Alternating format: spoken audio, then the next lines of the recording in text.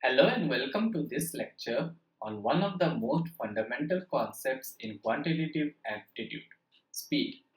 Whether you are preparing for competitive exams like SSC, railways, banking, or just strengthening your basics, this concept will be extremely useful.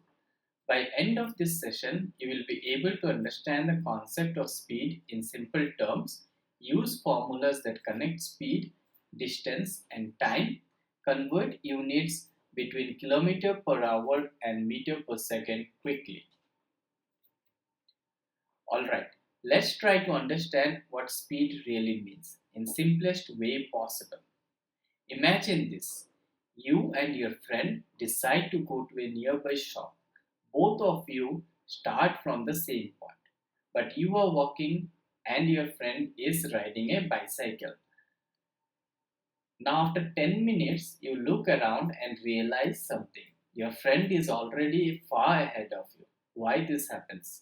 It's because your friend is moving faster than you. That's what we call speed, the measure of how fast something moves from one place to another. So formally we define speed as the rate at which an object moves or covers distance over time. Mathematically it is expressed as distance by time.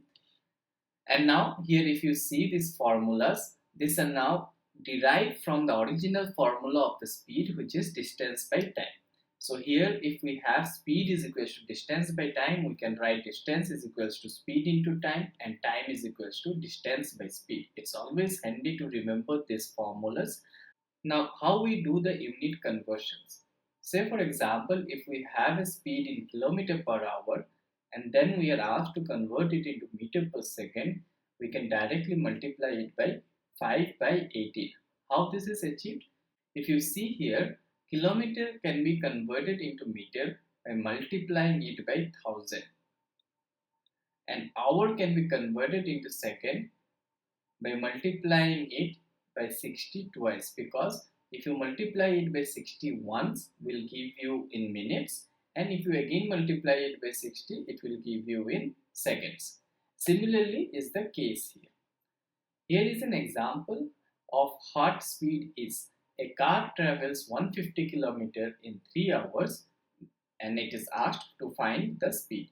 So if you see here, it travels a distance of 150 kilometers. So according to this formula, the distance would come at the numerator, and then how much time he took to travel this distance? It is 3 hours. So 150 divided by 3. Literally it means in 1 hour how much distance was covered by the car. We'll see much more examples of speed and try to solve some problems related to speed. Please like, share and subscribe the channel so that I can bring you more videos like this.